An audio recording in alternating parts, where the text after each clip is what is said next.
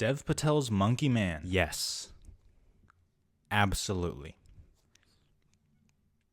That's what I'm talking about, man.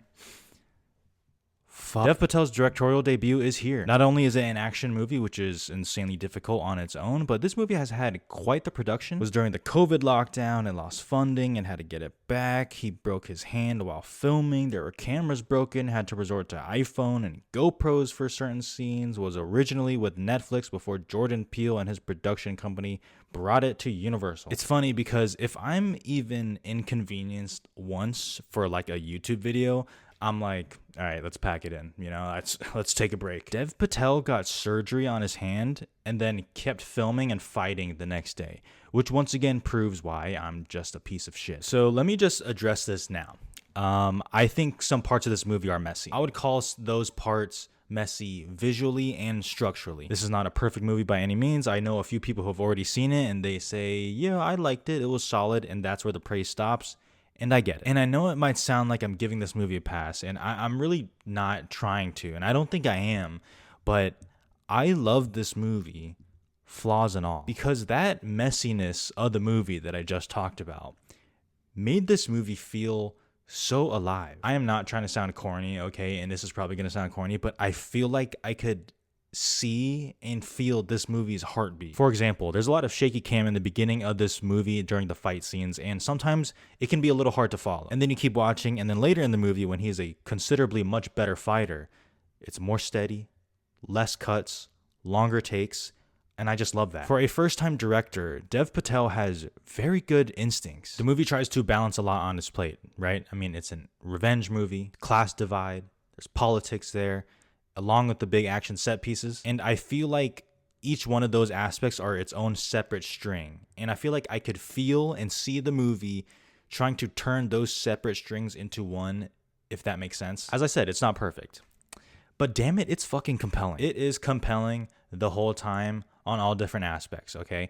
I know this might sound silly, okay? But as someone who loves the genre, okay, I've been around enough people who aren't too crazy about action movies, right? And as someone who loves it, I can still understand this take where some people are like, yo, the action, like sometimes it can just be too much. If there's like too much action, it stops being impressive and it actually just kind of gets boring to them. Or, and this is probably a more common sentiment, where in action movies, the main character, you just don't really care about, right? You're just there to see the spectacle. You don't really care about the character. Well, I don't think you'll find that problem in this movie. To me, it's a great balance of action and story. Enough action to keep the audience engaged throughout, but not too much where you overload them so that when that third act comes, it feels big. And you also care about Dev Patel's character. They build up his backstory, you understand what they did to him, and you're ready to go, right?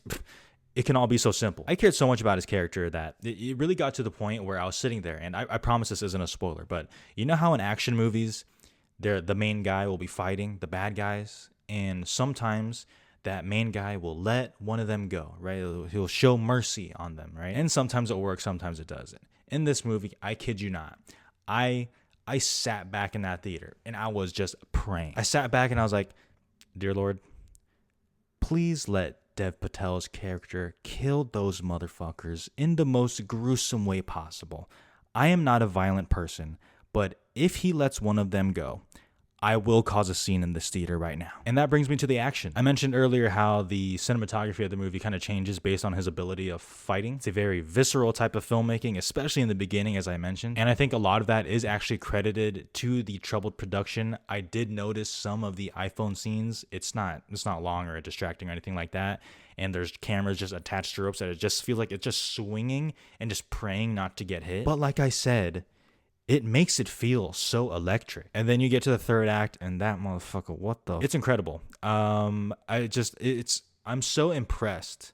I'm stuttering a lot in this video. God damn, it's late. I'm so impressed with how that third act specifically is shot and choreographed. It just has some of the best kills, right? It has that juice. It has those moments. Kills that made the audience audibly wince. It has good music. It has good energy to it.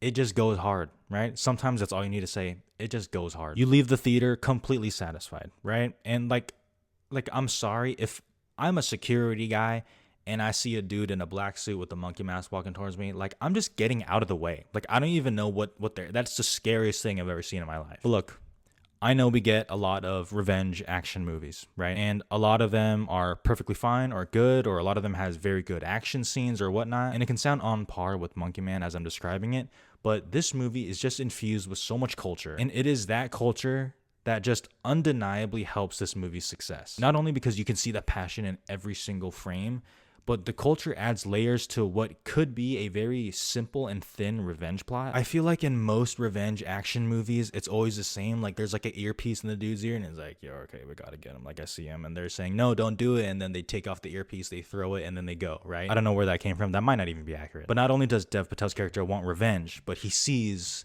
the system that's in place in India. He sees how people are treated. The way he hustles is very specific to him. Even quick shots of people cooking and quick insert shots of the food, like, even that, I was like, that is important to have in this movie. Dev Patel directs this movie as if someone told him, this is the last chance for you to direct it and you will never direct again. He directs like that.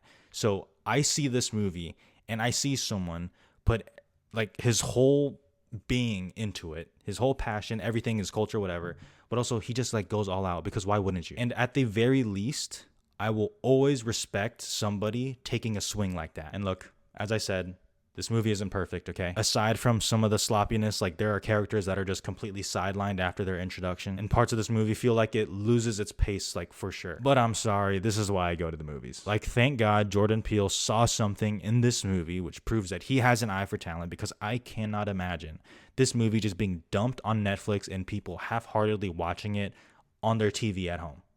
What a travesty. Fuck that. It's 2024. We go to the theaters if we can. You know, they are expensive, I'll admit. Overall, I gotta say, Dev Patel created a movie that I want to go see again right now, and I'm not even joking. I want to see it again right now. Monkey Man, 4 stars. And he looks good in the black suit, you know? Like, I saw it with my fiance. She walked out. She was like, yo, he's hot. And I was like, yo, I agree, actually.